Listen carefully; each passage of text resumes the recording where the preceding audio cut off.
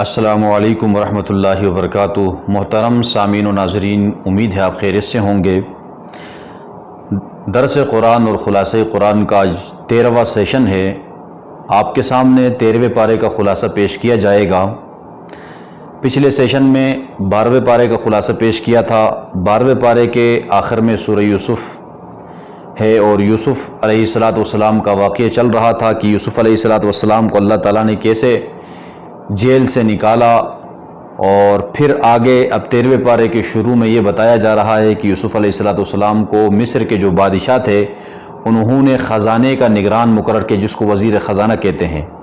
تو اسی کا تذکرہ ہے، جب مصر کے بادشاہ نے وہ جو خواب دیکھا تھا، خواب کی تعبیر یہ تھی کہ 7 سال قحط آئے گا اور 7 سال تک آپ نے اس قحط کے لیے تیاری کرنی ہے، پہلے 7 سال تک غلہ وغیرہ جمع کر کے۔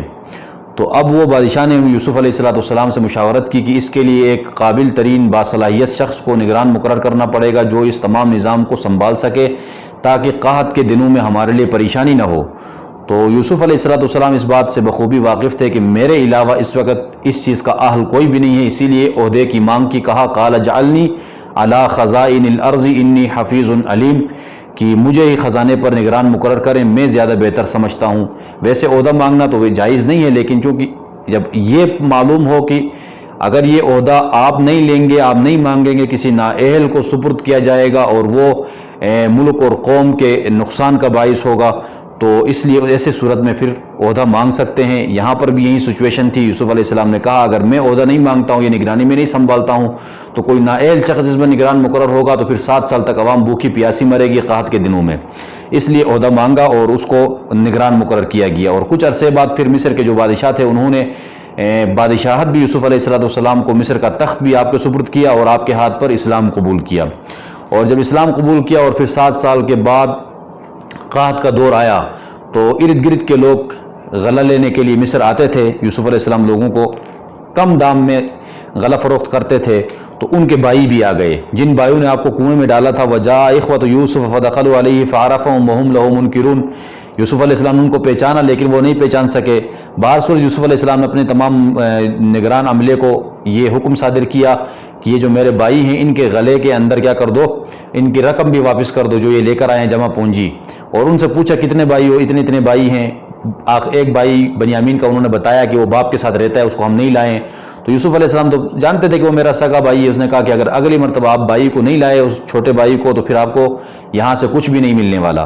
تو بہرصورت وہ باپ کے پاس گئے، باپ سے کہا کہ اس طرح ہمیں منع کیا گیا ہے اور بادشاہ کی طرف سے ہمیں یہ حکم ہے کہ اب آپ نے بنیامین کو لے کر آنا ہے، چھوٹے بھائی کو، ورنہ آپ کو غلہ نہیں ملے گا۔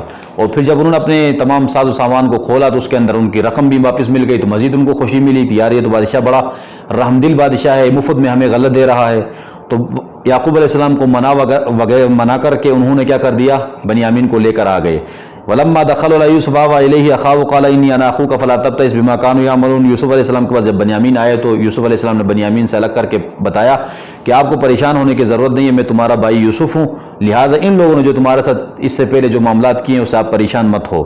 باہر صورت پھر اللہ تعالیٰ کی طرف سے ایک تدبیر انہیں بتائی گئی کہ بنیامین کو اپنے پاس روکنے کے لیے کہ وہ جو غلہ وغیرہ ماپنے کا جو ایک پیالہ ہوتا تھا وہ بنیامین کے سامان میں رکھ دیا گیا، اور پھر بعد میں جب وہ چلنے لگے تو اعلان ہوا کہ بادشاہ کا پیالہ گم ہو گیا ہے۔ انہوں نے کہا بھائی ہم تو چور نہیں ہیں۔ انہوں نے کہا آپ چور نہیں ہیں تو تلاشی دے دو۔ تلاشی ان سے پوچھا بھی کہ بھائی اگر تم سے نکلا جس بندے سے یہ پیالہ برآمد ہو تو اس کے لیے کیا سزا ہونی چاہیے؟ تو یوسف علیہ السلام کے جو بھائی تھے انہوں نے تو کہا، کیونکہ یعقوب علیہ السلام کی شریعت میں سزا یہ تھی کہ جو چوری کرتے پکڑا گیا تو کیا ہے، چور کو قید کر لیا جائے، اس جس کی چوری کی گئی ہے اس کے پاس اس چور کو کیا کیا جائے، روکا جائے۔ انہوں نے کہا بھائی یہی سزا ہے، اسی کو روکا جائے گا۔ اور بعد میں جب تلاشی لی گئی تو آخر میں بنیامین کا جب سامان کھولا تو اس سے پیالہ نکلا، اور بنیامین کو اس طرح یوسف علیہ السلام نے اپنے پاس روکا۔ بھائیوں نے بہت کہا کہ ہم میں سے کسی کو رکھ لو ان کی جگہ میں، کیونکہ باپ بہت بوڑھا ہے تو لہٰذا یہ برداشت نہیں کر سکے صدمہ۔ تو یوسف علیہ السلام نے کہا کہ میں اس طرح قال معاذ اللہ ان ناخذ الا من وجدنا متاعنا عنده انا اذا لظالمون، جس نے چوری کی ہے اس کو چھوڑ کے میں دوسروں کو آپ رکھ لوں، یہ تو ناانصافی ہے، میں ایسا نہیں کر سکتا ہوں۔ بہرصورت جو ان کا بڑا بھائی تھا یہودا، اس نے باقی بھائیوں کو کہا بھائی میں تو نہیں جا سکتا اپنے باپ کے پاس، اس لیے کہ پہلے یوسف کا معاملہ تھا، ابھی بنیامین کا معاملہ ہے، باپ کے سامنے میں بات نہیں کر سکوں گا، آپ جا کے باپ کو سمجھاؤ، والد صاحب کو سمجھاؤ کہ آپ کے بیٹے نے چوری کی ہے اور اگر ہماری بات آپ کو سچی نہیں لگ رہی تو قافلہ والوں سے پوچھو۔ اور پھر یہ بات ہوئی، یعقوب علیہ السلام کو پتہ چلا، یعقوب علیہ السلام نے پھر وہی بات کی کہ فصبر جمیل، میں اللہ تعالیٰ سے صبر کی امید رکھتا ہوں، میں صبر کرتا ہوں، انشاءاللہ اللہ تعالیٰ اس کا کوئی بہترین حل نکالیں گے۔ اور بعد میں پھر وہ بھائی واپس لوٹ کر آئے، آ کر کہا کہ ہمارے پاس اتنا جمع پونجی نہیں ہے، لہٰذا ہمارے لیے کیا کرو، کچھ نہ کچھ غلہ مفت میں دے دو، کم قیمت میں دے دو۔ تو پھر اس وقت یوسف علیہ السلام نے فرمایا قال هل علمتم ما فعلتم بیوسف واخیہ، کہ آپ نے اپنے بھائی یوسف اور اس کے بھائی بنیامین کے ساتھ کیا معاملہ کیا ہے۔ تو وہ پریشان ہو گئے کہ یہ مصر کا بادشاہ جو ہے ہمارے بھائی یوسف کو کیسے جانتا ہے۔ تو تھوڑا سا تردد ہوا، پھر اس کے بعد انہوں نے پوچھا کہ اِنَّکَ لَأَنْتَ یوسف، کیا آپ ہی یوسف ہیں؟ تو یوسف علیہ السلام نے کہا انا یوسف وہذا واخی، ہاں میں ہی یوسف ہوں اور یہ میرا بھائی بنیامین ہے۔ تو آپ نے میرے ساتھ یہ معاملات کیے تو قد من اللہ علینا، اللہ نے ہم پر احسان کیا کیونکہ ہم نے تقوی اختیار کیا، صبر کیا۔ تو فإن اللہ لا یضیع اجر المحسنین، نیکی کرنے والوں کو اللہ تعالیٰ اجر ضائع نہیں کرتے ہیں۔ تو پھر بعد میں بھائیوں کو پشیمانی ہوئی، انہوں نے کہا کہ ہم سے غلطی ہو گئی۔ تو یوسف علیہ السلام نے کہا لا تثریب علیکم اليوم، آج کے دن تم پر کوئی ملامت نہیں ہے، اللہ تعالیٰ تمہیں معاف کرے گا، وہ رحم کرنے والا ہے۔ آپ یہ کام کرو کہ میری قمیص لے جاؤ، میرے باپ کے آنکھوں پر ڈالو، بینائی واپس آئے گی۔ جب وہاں سے قمیص لے کر چل پڑے، مصر سے نکلا قاصد، تو یعقوب علیہ السلام کنعان میں بیٹھے لوگوں کو کہہ رہے ہیں، ارد گرد کے لوگوں کو، کہ میں یوسف کی خوشبو محسوس کر رہا ہوں۔ لوگوں نے کہا کہ کیسے خوشبو محسوس کر رہے ہیں؟ تاللہ انک لفی ضلالک القدیم، آپ غلط، آپ کو ڈاؤٹ ہوا ہے، اس طرح نہیں ہو سکتا کہ یوسف تو 40 سال پہلے کنویں میں جو بھیڑیا نے کھایا ہے، تو ابھی کہاں سے؟ بار صورت بعد میں جب دیکھا تو وہ خوشخبری دینے والا آیا، یعقوب علیہ السلام کی آنکھوں پر وہ قمیض ڈالی، بینائی واپس آئی، تو یعقوب علیہ السلام بڑے خوش ہوئے۔ پھر ان کو یہ کہا گیا تھا کہ بھائی کیا کر کے والد صاحب اور گھر والے سب کو لے کر مصر آ جاؤ۔ تو پھر اس طرح وہ مصر آ گئے اور مصر میں یوسف علیہ السلام استقبال کیا، تخت پر بٹھایا، اور اسی طرح ان کے والد اور بھائیوں نے ان کو سجدہ کیا۔ جب سجدہ کیا تو پھر اس وقت یوسف علیہ السلام نے کہا یا ابت ھذا تاویل رؤیایا من قبل، والد صاحب یہ وہی خواب ہے جو میں نے بچپن میں دیکھا تھا، اللہ تعالیٰ نے اس کو سچ کر دکھایا۔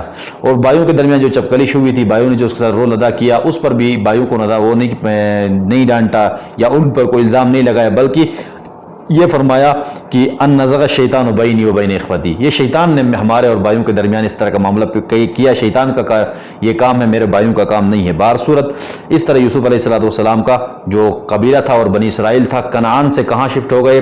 منتقل ہو گئے مصر میں۔ تو جو اللہ کے نبی سے سوال پوچھا تھا یہودیوں نے کہ بنی اسرائیل جو ہے آل یعقوب کنعان سے مصر میں کیسے آباد ہوئے، تو یہ ساری تفصیل تھی۔ اور سورت کے آخر میں اللہ تعالیٰ فرماتے ہیں لقد کان فی قصصہم عبرۃ لأولی الالباب، کہ یہ جو قصے بیان کیے گئے اس میں عقل رکھنے والے لوگوں کے لیے عبرت ہے، عبرت کا سامان ہے، وہ اس سے عبرت حاصل کر سکتے ہیں۔ سورہ رات بجلی کی کڑک کو کہتے ہیں، اور یہاں پر بھی اسی کا تذکرہ ہے، اس لیے اس کو سورہ رات نام پڑا۔ اور اس سورت کے شروع میں قرآن کی حقانیت، الف لام میم را تلک آیات الکتاب والذی انزل الیک من ربک الحق ولکن اکثر الناس لا یؤمنون، یہ قرآن کی حقانیت ہے۔ پھر آگے زمین اور آسمان کی پیدائش، اور اللہ تعالیٰ نے مختلف دلائل بیان کیے توحید قدرت کے۔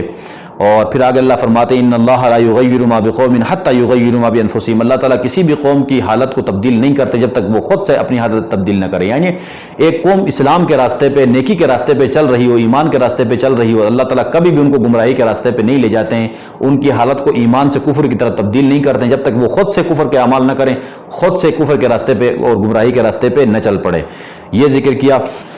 اور سورہ رات کے آخر میں اللہ تعالیٰ نے نبی علیہ السلام کو تسلی دی کہ اے پیغمبر، یہ جو آپ کے رسالت کے انکار کر رہے ہیں یہ مشرکین، یہ کافر، تو آپ کو پریشان ہونے کی ضرورت نہیں، اس لیے کہ وَيَقُولُ الَّذِينَ كَفَرُوا لَسْتَ مُرْسَلًا، یہ آپ کو رسول نہیں مانتے، انکار کرتے ہیں، تو آپ کو پریشان ہونے کی ضرورت نہیں ہے۔ قُلْ كَفَى بِاللَّهِ شَهِيدًا، اللہ آپ کی رسالت کا گواہ ہے، گواہی اللہ دیتا ہے کہ آپ سچے رسول ہیں۔ اور سورہ ابراہیم، اس کے اندر ابراہیم علیہ السلام کا واقعہ ہے، اس لیے سورت کا نام سورہ ابراہیم پڑا، اس کا نام ابراہیم پڑا۔ اور اس کے شروع میں بھی اللہ تعالیٰ نے مختلف دلائل بیان کیے ہیں، زمین اور آسمان کی پیدائش کے اندر کیا دلائل ہیں، دنیا اور آخرت کی زندگی کی اللہ نے مثال دی ہے۔ اور پھر موسیٰ علیہ السلام اور فرعون کا واقعہ ذکر کیا ہے، اور آگے فرمایا وَإِذْ تَأَذَّنَ رَبُّكُمْ لَئِن شَكَرْتُمْ لَأَزِيدَنَّكُمْ وَلَئِن كَفَرْتُمْ إِنَّ عَذَابِي لَشَدِيدٌ، اللہ کی نعمتوں کا شکر ادا کرو گے تو اللہ مزید اضافہ دیں گے، یا نعمتوں میں برکت ادا کریں گے یا مزید نعمتیں تمہیں دیں گے، ناشکری کرو گے تو اللہ تعالیٰ یا نعمتیں چھینیں گے یا برکت ختم کریں گے یا اللہ عذاب دے دیں گے۔ اور پھر آگے اللہ تبارک و تعالیٰ نے اس کا ایمان، اللہ تعالیٰ نے ایمان اور کفر کی مثال دی ہے ایک درخت سے، اللہ فرماتے ہیں الم تر کیف ضرب اللہ مثلا کلمۃ طیبۃ کشجرۃ طیبۃ اصلھا ثابت وفرعھا فی السماء، اس کی دے رہے ہیں اللہ تعالیٰ پاک کلمے کی مثال دے رہے ہیں، یعنی پاک کلمے سے مراد یہاں پر اسلام ہے، اس کی مثال دے رہے ہیں کھجور کے درخت سے، پاک درخت سے، ایسی درخت کہ جس کی جڑ بھی مضبوط ہو، تنے بھی مضبوط ہوں، اس میں پھل بھی آ رہا ہو، یعنی بڑی فائدہ مند درخت ہو، تو اس سے اللہ تعالیٰ مثال دے رہے ہیں کسی کلمہ طیبہ سے مراد اسلام کی، اور کلمہ خبیثہ کی مثال دے رہے ہیں کشجرۃ خبیثۃ یجتث من فوق الارض ما لها من قرار، یعنی کفر کے مثال دے رہے ہیں اللہ تعالیٰ ایسی درخت سے جس کو حنظل کا درخت کہا جاتا ہے، ہوتا بھی پھل اس کا کڑوا اور اس کے کوئی پائیدار وہ جڑیں بھی نہیں ہوتی ہے، زمین کے اوپر ہی ہوتا ہے، اگر ہاتھ سے ہٹاؤ تو وہ اکھڑ جاتا ہے، تو یہ کفر کی مثال اللہ نے دے دی۔ اور آگے اللہ تعالیٰ نے وَإِذْ قَالَ إِبْرَاهِيمُ رَبِّ اجْعَلْ هَٰذَا الْبَلَدَ آمِنًا، اس کے اندر ابراہیم علیہ السلام کی چند دعائیں، جب ابراہیم علیہ السلام اپنی زوجہ اماں ہاجرہ اور اپنے دودھ پیتے بچے اسماعیل علیہ السلام کو وادی مکہ میں چھوڑ کر جا رہے تھے تو وہاں پر چند دعائیں کی تھی۔ ایک دعا کی تھی رب اجعل ھذا البلد آمنا، پروردگار عالم اس علاقے کو امن کا گہوارہ بنانا، اللہ تعالیٰ نے ایسا امن عطا کیا، انسان تو انسان وہاں پر چرند پرند بھی کیا ہیں، محفوظ ہیں۔ اور دوسری دعا کی تھی وجنبنی وبنی ان نعبد الاصنام، میری اولاد کو بت پرستی سے محفوظ رکھنا، اللہ نے دعا قبول کی۔ اور تیسری دعا اللہ یہ کی تھی کہ یہاں کے رہنے والوں کو پھلوں کے ذریعے سے کہ تحوی الیہم وارزقھم من الثمرات لعلہم یشکرون، کہ پھلوں کے ذریعے رزق عطا فرما۔ تو مکہ میں تو پھل نہیں ہوتے تھے، ریگستانی علاقہ تھا، لیکن اللہ تعالیٰ نے ایسے پھلوں کا انتظام کیا کہ بے موسم پھل وہاں آپ کو مل رہے ہوں گے ابھی بھی۔ اور آگے ایک دعا کی تھی نبی علیہ السلام کے بارے میں کہ ربنا وبعث فیہم رسولا منہم، کہ ان میں ایک رسول بھیج جو ان کے دین کی تعلیم کرے دے اور کیا کرے، ان کی رہنمائی کرے۔ تو اللہ کے نبی کو بھیجا اللہ نے ابراہیم علیہ السلام کی دعا کے بدولت۔ اللہ کے نبی جا بجا احادیث کے اندر بتاتے کہ میں اپنے باپ ابراہیم کی دعا کا ثمرہ ہوں۔ تو یہ اللہ تبارک و تعالیٰ نے سورہ ابراہیم میں یہ ساری تفصیل بیان کی۔ تو یہ 13ویں پارے کا خلاصہ مکمل ہو گیا، انشاءاللہ اگلے سیشن میں 14ویں پارے کا خلاصہ لے کر حاضر ہوں گے، تب تک کے لیے اجازت دیں۔ اللہ تعالیٰ ہم سب کا حامی و ناصر ہو۔ السلام علیکم ورحمۃ اللہ وبرکاتہ۔